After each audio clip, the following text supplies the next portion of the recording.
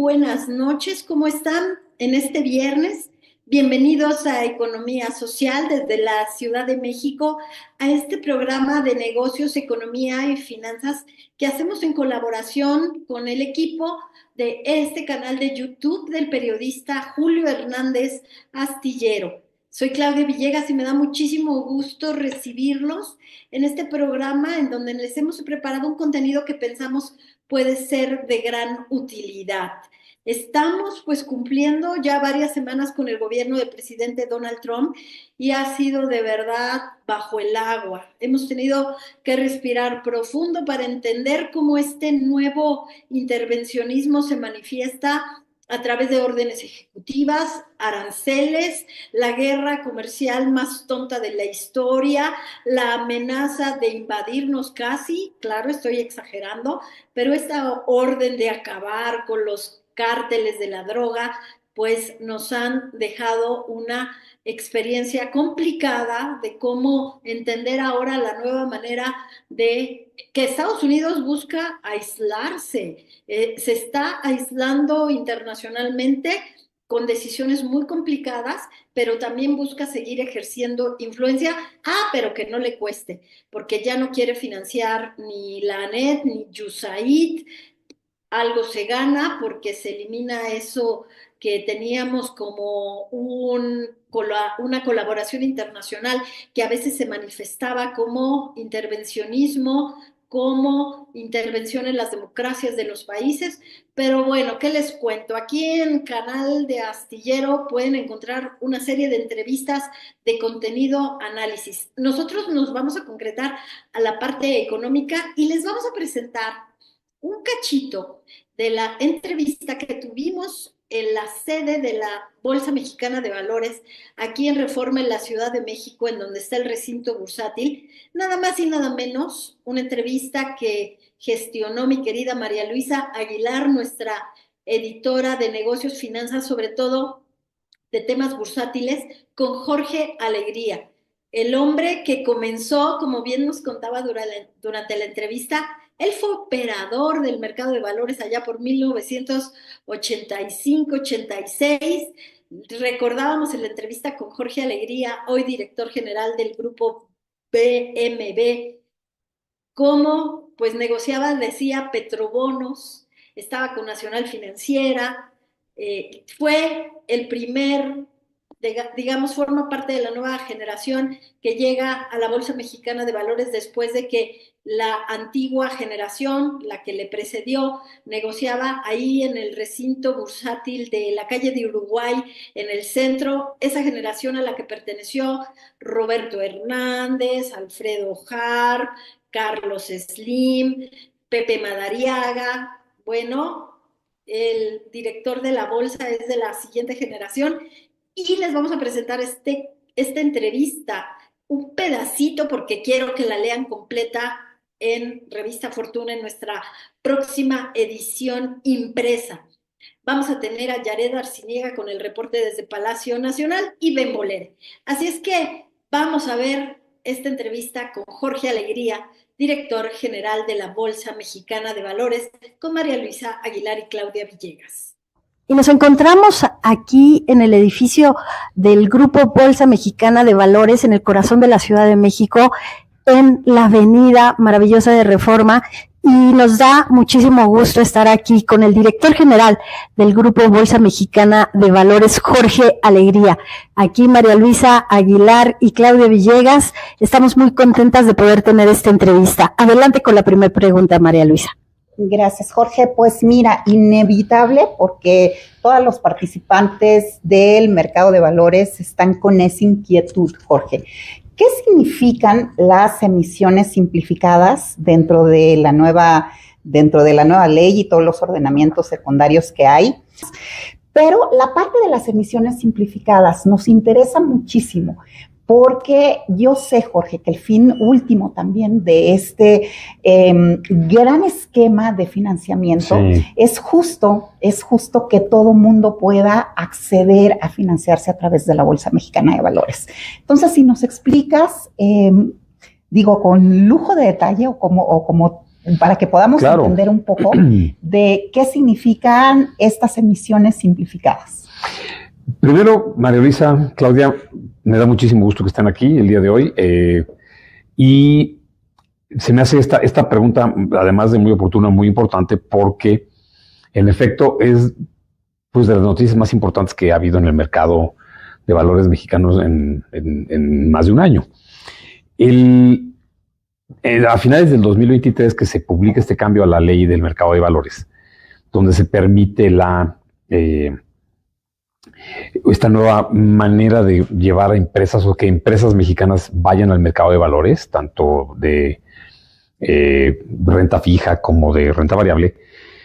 Pues durante el 2024 se hicieron algunos cambios, algunos ajustes para que lo que se llaman las reglas secundarias, ya los detalles de cómo hacerlo, salieran a la luz, que finalmente salieron en el mes de diciembre, como sabes. Y la verdad es que quedaron muy bien, porque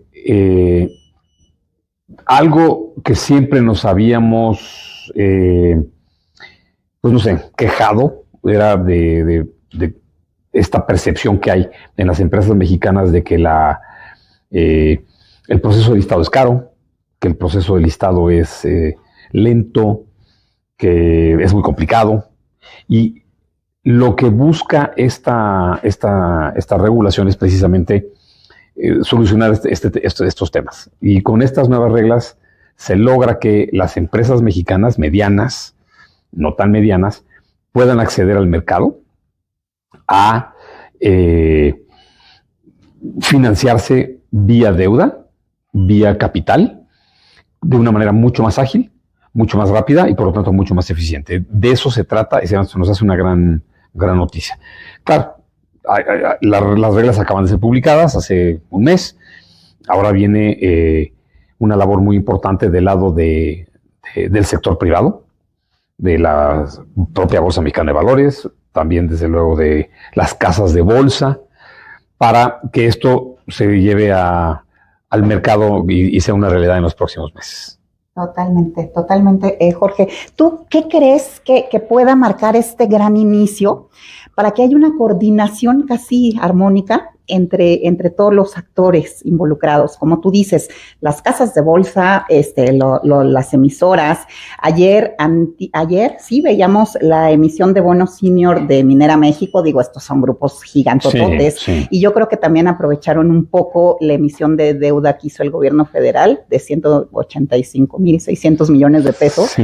Y creo que aprovecharon esa ventana porque además Ramírez de la O siempre lo pondera, ¿no? Cuando hacen una colocación de esos montos, de esa magnitud que abren mercado, pues inclusive pues para los emisores no del sector público. Entonces, tenemos de pronto todas estas grandes empresas mexicanas que estaban, Jorge, desde que nos conocemos, sí. Ya estaban, pero bueno, ahora el mercado se tiene que democratizar porque ese es su fin, finalmente, ¿no? Sí. Que haya accesibilidad. Entonces, si nos dices, ¿de dónde podemos partir de estas reglas ya nuevas para que pueda darse esta coordinación? Tocas un tema importante porque estas reglas, digamos que atacan o resuelven una problemática que atañe sobre todo a los emisores, a las empresas que están buscando financiarse vía capital o deuda. Queda un reto muy importante que es desarrollar el lado de la demanda. Nosotros en la bolsa, la semana pasada hicimos un webinar, es el segundo que hacemos. Tuvimos 940 gentes, 940 personas que atendieron el webinar, entre inversionistas, abogados, banqueros, personas de casas de bolsa, fondos de inversión, que atendieron este webinar. Y en este momento estamos llevando a cabo un programa, que también es el segundo programa, que se llama De Cero a Bolsa. Lo que hacemos es, con directores de finanzas, directores generales, directores de empresas, dueños incluso de empresas, vienen, toman este curso, que además es gratuito, donde ven, se llama De Cero a Bolsa, precisamente porque es una empresa que de cero, ¿qué tiene que hacer para finalmente listar en bolsa sus acciones o sus bonos? Y ahí tenemos en esta segunda edición 80 empresas. Estas ya son empresas, ya no son personas o fondos o inversionistas o empresarios como lo tuvimos en el webinar. Estas ya son empresas que están atendiendo y tenemos reuniones precisamente con despachos de abogados, despachos de asesoría financiera, casas de bolsa, con todo el proceso de listado que involucra para una empresa de este tipo e ir a bolsa. Y te decía que hemos visto un gran interés del lado de los potenciales emisores, donde tenemos que atacar ahora y tomar, digamos, tener alternativas es del lado de los compradores. Fondos de pensiones, fondos de inversión, que dentro de su régimen de inversión puedan invertir en estos nuevos papeles, porque son papeles de empresas por su naturaleza que van a ser más chicos. Entonces, un gran fondo de pensiones como los que tenemos en México, afortunadamente que tenemos esa base de inversionistas institucionales que hace muchos años no teníamos y que ahora tener ese tipo de jugadores le dan una estabilidad importante a los mercados. Ahora, este proceso de inversión por parte de estos grandes inversionistas pues va a tener que ir también adecuando sus apetitos de riesgo, sus procesos para invertir en este tipo de empresas medianas. Que yo creo que es muy importante ver esa parte, digamos, la ecuación de oferta y demanda que permita que estas reglas, una vez que los emisores, que no cabe la menor duda que hay mucho interés de emisores de ir al mercado. Ahora tenemos que trabajar también rápidamente con el lado de los compradores, que ya sea de manera directa, o lo que se menciona mucho que es a través de vehículos, pues puedan invertir en estos papeles. Esta fue parte de la entrevista con Jorge Alegría. Recuerden, la pueden leer completa en revistafortuna.com.mx, en nuestra edición impresa, hablando de lo que viene en materia de simplificación para emisiones del mercado de valores y cómo se espera que las pequeñas, medianas empresas, sobre todo las medianas, se conviertan en las nuevas historias de éxito del mercado de valores, la nueva generación. Y vamos ahora con mi querida Yaret Arciniega, que estuvo muy activa hoy en la conferencia matutina. Bienvenida, querida Yaret, aquí en Economía Social. Cuéntanos cómo te sentiste hoy con los temas, cuáles fueron los temas y platícanos un poco si hubo o no hubo nota, Yaret. Hubo bastantes notas. Muy buenas noches a toda la audiencia de Economía Social. Buenas noches, maestra Claudia. Pues sí, estuvimos preguntando en la conferencia del pueblo, en la mañanera del pueblo, y nos dio algunas notas. Pensamos que ya no íbamos a alcanzar a preguntar, pero la presidenta se vio bastante generosa diciendo, bueno, ahora vas tú para cerrar. A grandes rasgos nos habló sobre la reforma eléctrica y le preguntamos sobre la regulación del mercado eléctrico mayorista. También nos habló sobre producción petrolera, sobre cómo está su administración en estos temas, y también aprovechando que hoy fue el tema central de la conferencia Cultura y Pueblos Originarios, pues también nos dio algunos datos sobre eso, y muy importante, nos habló y nos explicó cómo fue que hizo esta selección de Gabriel Cuadra como nuevo subgobernador del Banco de México. Pero pues bueno, si quieren vamos a ver este clip y vamos a ver qué le preguntamos y qué nos respondió la presidenta Claudia Sheinbaum. Independientes, pero nosotros no la vetaríamos si llegara a aprobarse. Muchas gracias, presidenta. Buenos días. Yaret Arciniega, de Revista Fortuna. Presidenta, sobre el tema y como parte de esta reforma que reivindica los derechos de los pueblos originarios, preguntarle, ¿se está cumpliendo la obligación de los municipios de destinar por lo menos el 10% de los recursos del Fondo de Aportación de la Infraestructura Social a las comunidades y pueblos indígenas y afromexicanos? Sí, se va a cumplir. Fue uno de los acuerdos de la reunión con los presidentes municipales y los gobernadores que tuvimos recientemente. Están firmados, aparte de que viene en la ley el presupuesto de egresos de la Federación, ya están firmados los convenios. Entonces, por primera vez va a haber un presupuesto, aunque sea pequeño, para todas las comunidades indígenas, que va a ser entregado a la asamblea. Entonces, en la asamblea, la comunidad va a tomar la decisión, son alrededor de 13,000 comunidades. Hay una fórmula que se estableció, que está establecida a partir de una línea base, la población, el grado de necesidad económica, no me gusta usar la palabra marginación, pero el grado de necesidad económica, digamos, de pobreza del municipio, de la localidad, esencialmente. Entonces, todos van a recibir este año un presupuesto y la asamblea va a nombrar a su comité y va a decidir la asamblea en qué se usa, y la administración de los recursos es a partir del comité que ellos elijan. Muchas gracias, Presidenta. En otro tema, ahora que su gobierno envió al Senado de la República las iniciativas de 8 nuevas leyes secundarias para implementar la reforma constitucional en materia energética de octubre de 2024, para el sector eléctrico, se estaría presentando una distorsión que podría afectar a la Comisión Federal de Electricidad. En Revista Fortuna tuvimos acceso a información que indica que, a pesar de la contrarreforma a los cambios constitucionales de 2013, gran parte de la operación del mercado mayorista de electricidad podría permanecer intacta para fijar los precios a los grandes consumidores con grandes niveles de demanda. A los precios que ellos compran la electricidad, lo que afectaría a la CFE. Aparentemente ha quedado sin definir la figura de los llamados suministradores de servicios calificados, conocidos como SSC, que nacieron precisamente con la reforma del 2013. ¿No debería de transparentarse la operación de estos intermediarios que revenden la electricidad bajo contratos personalizados, Presidenta? Si quieren que venga Luz Helena y Emilia para explicarlo bien, se norma, se regula. Digamos, no se cierra, se garantiza que el 54% o más de la energía eléctrica que se genere en el país sea por la empresa pública, por Comisión Federal de Electricidad. Eso es algo nuevo, porque antes era considerado monopolio que la entidad pública generara más. Un absurdo.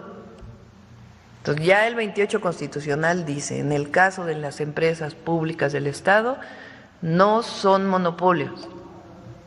Entonces, la entidad reguladora, como antes la COFESE, no puede decir esto es un monopolio. No, porque en el caso de empresa pública no se puede considerar monopolio. En el caso de la parte del mercado eléctrico que se sostiene, está perfectamente regulado. Y ahí donde quiera haber inversión privada, que son los 6,200 megawatts que se presentaron principalmente de fuentes renovables de energía, también queda muy normado. Entonces, no hay riesgo, pero ya los detalles si quieren que Luz Helena los pueda presentar. Muchas gracias, Presidenta. Presidenta, sobre la propuesta y el nombramiento con voto unánime en el Senado de la República del nuevo subgobernador del Banco de México, Gabriel Cuadra, quien se desempeñaba como director del Departamento de Estudios Económicos del Banco de México, sabemos que el Poder Ejecutivo respeta mucho la autonomía del Banco de México, pero quisiéramos conocer cuál fue la reflexión en torno a la propuesta para designar por primera vez en los últimos años para el enroque de las posiciones de la Junta de Gobierno a un economista egresado de las filas del Instituto Central. Cuando el exgobernador del Banco de México, Alejandro Díaz de León, no fue ratificado, se consideró que se perdía parte de la memoria histórica del Banco de México. Tomamos la decisión a partir de distintos currículums que le pedí obviamente al secretario de Hacienda, al subsecretario de Hacienda, a un equipo que me ayudara a seleccionar la mejor persona. Él entró desde analista del Banco de México, viene del ITAM, eso le gusta a algunos, pero tiene una posición, primero que no es contra el modelo económico que representamos, y eso es muy bueno, porque con todo y su autonomía, pues un muy buen profesionista, pues no es alguien que está en contra de lo que representa. Y al mismo tiempo recuperar a alguien que viene de la institución, pues es bueno. Entonces, ahí pues nos presentaron varias opciones el equipo de la Secretaría de Hacienda y pues seleccionamos a Gabriel Cuadra. Y ya por último, muchas gracias, Presidenta. Por último, también a propósito del sector de la energía. Y votó a favor, por cierto, de la reducción de la tasa, que es una posición que tenía la gobernadora y que es bueno para el país. Muchas gracias, Presidenta. Sobre el sector de energía también, en diversos medios se destaca como una debilidad. Con la autonomía, porque luego van a decir que me ando metiendo. Estoy calificando una decisión que hicieron ellos. Muchas gracias, Presidenta. En diversos medios se destaca como una debilidad que la producción del petróleo se encuentre, dicen, en niveles mínimos, con una extracción del hidrocarburo de 1.4 millones de barriles diarios. Están casi 1.7 más o menos. Sí, destacan que los principales campos de petróleo no logran remontar la caída en producción justo cuando el precio en los mercados internacionales está en niveles de $70. Mientras que la Secretaría de Hacienda estimó para los ingresos presupuestarios en 2025 un precio de $57.8 por barril, lo que significaría más ingresos no tributarios para apuntalar las finanzas públicas. No es nuevo este ajuste en la producción. De hecho, desde el sexenio del expresidente López Obrador se observa esta tendencia. En 2004 la producción era de 3.4 millones de barriles diarios. Por cierto, poco se sabe del precio de los excedentes petroleros cuando el precio del barril superó los $100. Presidenta, ¿cuál es la visión de su gobierno sobre la producción petrolera? Hoy la economía ya no está petrolizada, pero se necesitan más divisas para sostener la consolidación fiscal.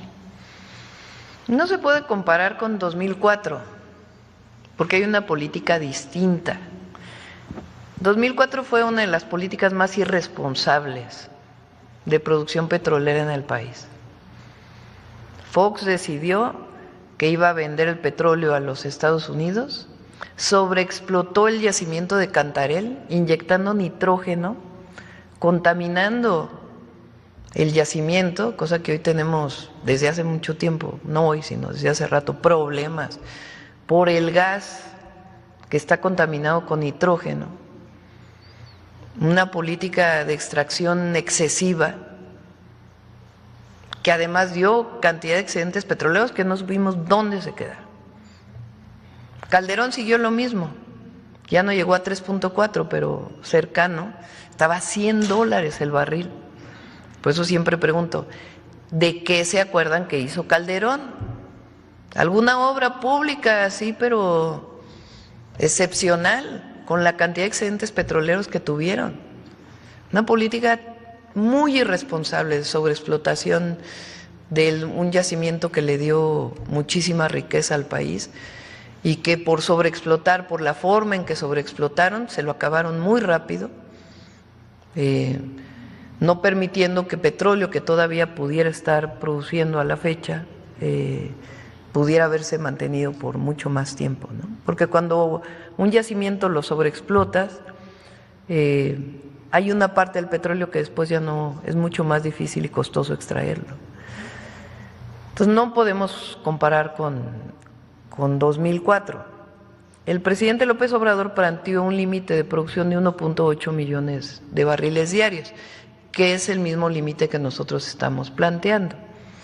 Llegó casi a 1.8 millones de barriles diarios en el sexenio del presidente López Obrador. Hoy está como en 1.7 más o menos. Por algunos, en el petróleo no es que hagas un pozo y te está dando, sino que hay que estar perforando para mantener la producción. Entonces, hay una estrategia para llegar al 1.8 millones de barriles. ¿Cuál es el objetivo? Que la mayor parte de esa producción, si no es que toda, sea para la producción de gasolinas y diésel en nuestro país, a través de las refinerías. Y que todo el crecimiento en la demanda de energía pues se vaya orientando a las fuentes renovables de energía. Entonces ese es el proyecto que estamos planteando, particularmente en la generación eléctrica. Y hay personas muy competentes en Petróleos Mexicanos. Tenemos cada semana una reunión. Diario me envían la producción de petróleo del día anterior. Y tenemos un equipo muy competente que está trabajando pues, cómo recuperamos el 1.8 este mismo año y pues todo el proceso de refinación, transformación y en transformación petroquímica, fertilizantes, que es una línea muy importante para Pemex. Pues bueno, muy activa Yared Arciniega allá en Palacio Nacional. Al cierre voy a darles algunos comentarios de lo que me pareció esta intervención, pero ahora vamos con la sección favorita de muchos de ustedes. Ya sé que a muchos no les gusta tanto la economía como esta sección de nuestra querida Natalia von Retec Bembolere para comer bien y con vino. Querida Natalia, qué gusto que estés aquí, bienvenida. Hola, ¿cómo están todos? ¡Qué milagro! Ya los extrañaba. Ay. Bueno, pues aquí estamos para presentar una receta deliciosa y sugerirles un vino muy curioso. Muchísimas gracias, querida Natalia. Fíjate que es invierno, pero sí, este invierno fue muy raro. No sé si ustedes coinciden conmigo. Estamos en febrero y ya en las tiendas está en rebaja la ropa de invierno. Tenemos acá en la Ciudad de México, no sé, amigos, amigas que están conectados con nosotros a esta emisión de Economía Social, cómo está el clima por sus casas, pero sí yo siento que a mediodía, a diferencia o con excepción de que no tengamos una lluvia o un norte frío, se antoja muchísimo comer mariscos, querida Natalia. Y hoy nos vas a presentar algo. Cuéntanos, por favor, ¿y con qué vino se puede maridar el marisco? ¿Solo con vino blanco, vino rosado o la sorpresa que nos tienes?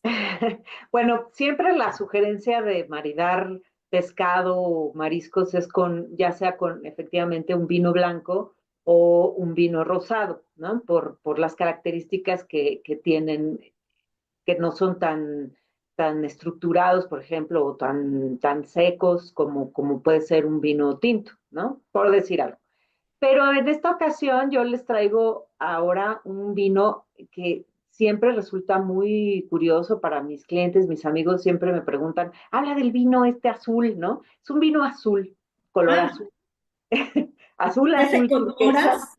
¿Con moras?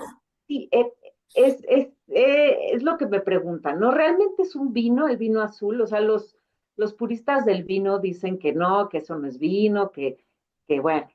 Sí, es un vino, o sea, está hecho con un proceso de vinificación como el vino blanco.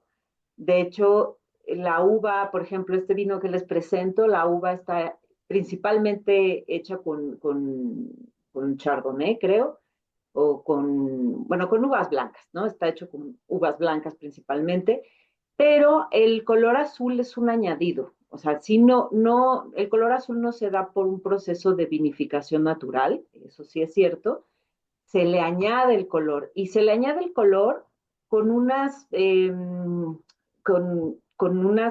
partículas, pues, unos productos de la misma uva que se llaman antocianinas. Pueden estar en las uvas, en las cáscaras de las uvas rojas, o también pueden estar en las cáscaras de algunos frutos rojos como las moras, los arándanos, este tipo de frutas, ¿no? Estas antocianinas son las que le dan ese color azul, pero en realidad pues no es un vino azul, que ese azul se extraiga de ese proceso de vinificación, sino que es un añadido artificial. Y eso es por lo que los puristas del vino dicen, no, no, no, esto no es un vino, ¿no? Sin embargo, bueno, pues es un vino que surgió en España, es relativamente nuevo, surgió como una idea de un grupo de chavos que querían darle como la vuelta comercialmente al vino, porque la gente efectivamente dejó, sobre todo los jóvenes de veintitantos años, 30, dejaban de tomar vino y tomaban otras cosas, ¿no? Entonces, pues siendo un país que tiene una cultura vinícola muy importante, ¿no? Históricamente, pues quisieron darle este giro al vino para pues meter un producto, o sea, tiene una idea muy, muy comercial, efectivamente, pero bueno, pues esto se replicó pues prácticamente en todo el mundo del vino, y en México tenemos vino azul, por supuesto, que es el que les estoy presentando, que marida perfecto, como un vino blanco, marida perfecto con mariscos, con pescados, etcétera. Tiene un toquecito dulce, es verdad, se sugiere que se tome muy frío, incluso mucho más frío que un vino blanco, o sea, como unos 5 grados. Yo la verdad le pongo hielo frappé y sabe buenísimo. ¡Wow! Y entonces, bueno, pues les traje una receta que a mí me gusta mucho, que es bien sencilla y además de todo muy, muy económica, que es un ceviche de camarón, de este camarón coctelero cocido que ya lo venden así. Y bueno, nada más es partir la cebollita, el perejil, el pepino, hay que quitarle la semillita al pepino, ¿no? Y, y partirlo en cubitos muy chiquititos. Ahí están todos los ingredientes, se los puse. Yo uso más o menos medio kilo de camarón, entonces, bueno, consideren ponerle limón y luego quitarle el exceso de limón para servirlo, ¿no? Y bueno, pues con estos días, como dices, que sí están fríos en el interior, pero si te pones en el sol, te mueres de calor. Entonces, si están en el sol, háganse un cevichito y tómense este vino azul bien frío y de verdad no se van a arrepentir. También disponible, querida Natalia, en Bembolere. Sí, disponible en Bembolere, por supuesto. Es un vino anécdota azul, es un vino de Baja California. También en Querétaro hay vino azul, pero bueno, pues específicamente es de Baja California. Para variar, pues de los mejores vinos que hay, pues están en esa región, ¿no? Entonces, todos son riquísimos, pero nuestros preferidos quizá, o, pues sí, o para mí mis preferidos son los de allá de Baja California. Entonces, dense una vuelta por la tienda y vean todo lo que tenemos. Tenemos esta curiosidad que además es muy, muy, muy económica. Qué delicia, Natalia. Gracias por presentarnos el vino azul. Y yo te haría una pregunta casi de sommelier o de amante del vino. A ¿Qué ver, sí define que sea vino? ¿qué define que sea vino? Principalmente que sea, o sea, de uva, de la uva. O sea, si no está hecho de uva, no es vino. Eso es lo que lo define como tal, ¿no? Entonces, esto, por supuesto, que es un vino porque está hecho con uvas. Es el proceso de vinificación, pues es como un vino blanco. Se le añade el color azul, ¿no? Pero está hecho de uva, por lo tanto, es vino. Si un día te venden un vino de zarzamora, pues no, no es vino, porque es de zarzamora, o de ciruela, pues no, no, no es vino de ciruela, es licor de ciruela. Pero Será vino sidra.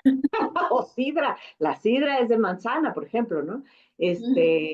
Tenemos licores de buenísimos, no sé, en Puebla hay sidras, pero también hay licores de otros frutos, ¿no?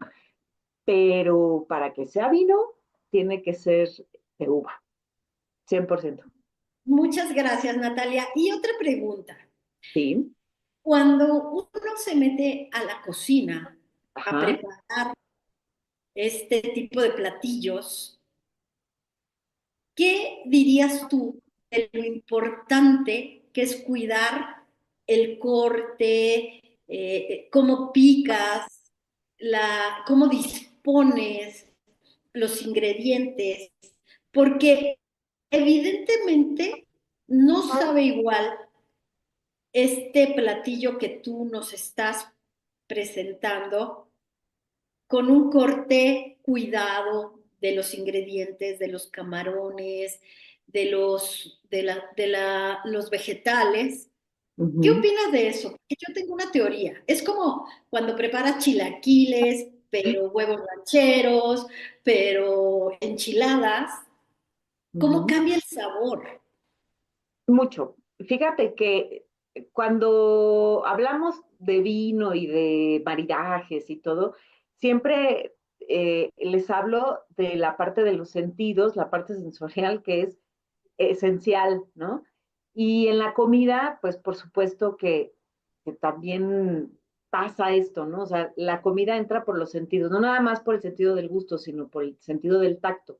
Y en este sentido yo sí creo que no solo la presentación tiene que ver con el sentido de la vista, ¿no? Pero eso que hablas de los cortes, de cómo cortas la verdura o cómo cortas el pescado, etcétera, tiene que ver con el sentido del tacto. Y si cortas la cebolla chiquititita, no quiere decir que todo tenga que estar cortado siempre, siempre, siempre chiquititito, ¿no? Pero si cortas la cebolla chiquititita y el perejil y X, el pepino, por ejemplo, le quitas las semillas, la cascarita, lo cortas chiquitito, a la hora de ensamblar todos los ingredientes, le das una textura que hace que tú percibas el sabor de otra manera. Hay cosas que sí se cortan, a lo mejor, bueno, en mi caso es una cuestión de gustos, ¿no? En mi caso, a lo mejor los chilaquiles me gusta cortarlos como en triangulitos, ¿no? Las tortillas. Pero, por ejemplo, los nopales, yo siempre los corto bien pequeñitos. No me gusta cortarlos, y son Sí. nopales, o sea, saben, en teoría saben igual, ¿no? Pero no, o sea, la textura del corte yo creo que sí implica una sensación en el sabor y una percepción distinta. Tenía muchas ganas de preguntarte eso porque tú te fijas mucho en la presentación. Querida Natalia, ¿algo más que quieras agregar, algo que nos quieras recomendar, ahora que estamos con los nervios a flor de piel porque Trump, porque no nos deja, oye, me arruinó mis tamales del Día de la Candelaria? No que no, no, ¿por qué? No, yo no tenía ganas ni de cumplir la tradición de los tamales con el agobio. ¿Qué nos puede No, dar? no, no, cero agobio, cero agobio. En cuestión de vinos, que es a lo que me dedico también, pues no nos preocupemos, tenemos una cantidad, una variedad de vinos mexicanos extraordinarios y que a lo mejor a eso hasta nos beneficia comercialmente. Entonces, no nos preocupemos tanto, vamos a trabajar en lo que estamos, en lo que, con lo que tenemos, con lo que somos y a dar lo mejor de nosotros y no nos agobiemos. Mejor preocupémonos por hacer las cosas bien como personas y como obviamente como mexicanos. Yo coincido contigo, querida Natalia.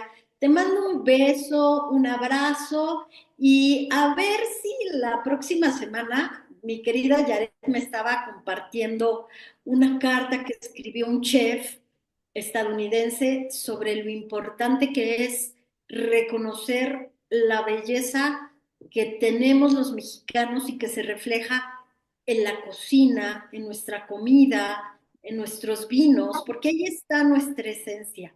Entonces, la próxima ocasión que platiquemos con Bembolere, me encantaría que la leyéramos y la analizáramos juntas, ¿te parece? Increíble, me parece muy bien. Además, adoro la comida mexicana y en todas sus versiones y de todos los lugares.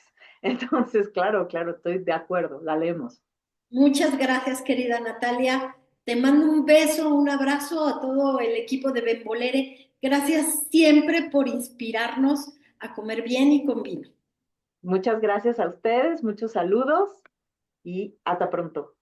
Hasta pronto, querida Natalia. Y amigos, pues esto fue Bembolere, esto fue Economía Social. Tuvimos una mente brillante, Jorge Alegría, director general de la Bolsa Mexicana de Valores. Ahí anda Fer, que está esperando entrar, que terminemos de la emisión. Y bueno, tuvimos también a Yared Arciniega, que estuvo increíble en la conferencia matutina con 3 preguntas muy importantes y les hago rápidamente el recuento. Logramos que la presidenta Sheinbaum nos comentara cuándo se recupera la producción diaria de petróleo en 1.8 millones de barriles diarios, pero nos dijo algo muy importante: no va a ser irresponsablemente ni dañando el medio ambiente. Logramos que nos contara cómo la presidenta Sheinbaum decidió quién iba a ser el nuevo subgobernador del Banco de México. Bien por esa respuesta, Yaret, y le pusimos sobre la mesa este tema del mercado mayorista de electricidad, en donde hay un negocio que la verdad que por el rostro de la presidenta yo creo que le pasó desapercibido el tema, pero seguramente ya van a tratar de resolverlo porque es como, ya saben, como el eslabón perdido cuando desaparecieron los dinosaurios, que era la reforma eléctrica de los peñistas, de Calderón, de Fox, en donde se le ponía el negocio en charola de plata a los privados para que cobraran un negocio de viudas, que se lo comprara CFE. Bueno, estos intermediarios pasaron desapercibidos y se quedaron, hasta donde sabemos, se quedaron. Ellos pueden manipular el precio, pero la presidenta Sheinbaum le prometió a Yared Arciniega que regresa a la Secretaría de Energía a explicar qué pasó con estos intermediarios de electricidad. Y amigos, pues tuvimos un gran programa, les deseo un gran fin de semana. Si no comieron tamales el 2 de febrero de la Candelaria, por los mismos motivos que yo, porque teníamos aquí a Trump y no les dio ganas de comer tamales, vayan y compren tamales, festejen y sigamos festejando que tenemos nuestro país y tenemos un gobierno democrático.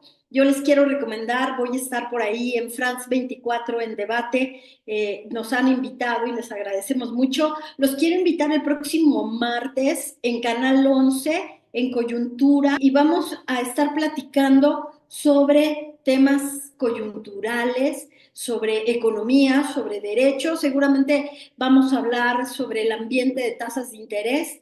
En el 11 a las 9 de la noche, ¡qué miedo! Vamos en vivo. Así es que listos para teclear y para darnos a conocer sus críticas, para conocer si les gusta o no les gusta.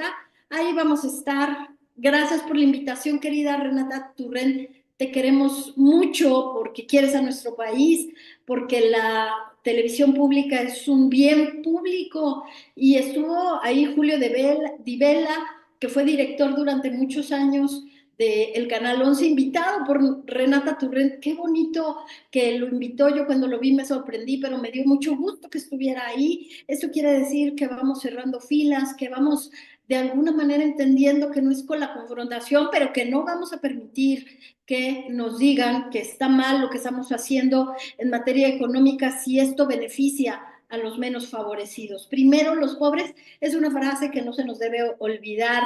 Primero los que menos tienen, hay que ser solidarios. Amigos, yo soy Claudia Villegas y les dejo un abrazo. Quédense con el maestro Julio Hernández Astillero en las charlas astilladas y no olviden de dejarnos su like y recomendar. Muchas gracias y hasta el próximo martes.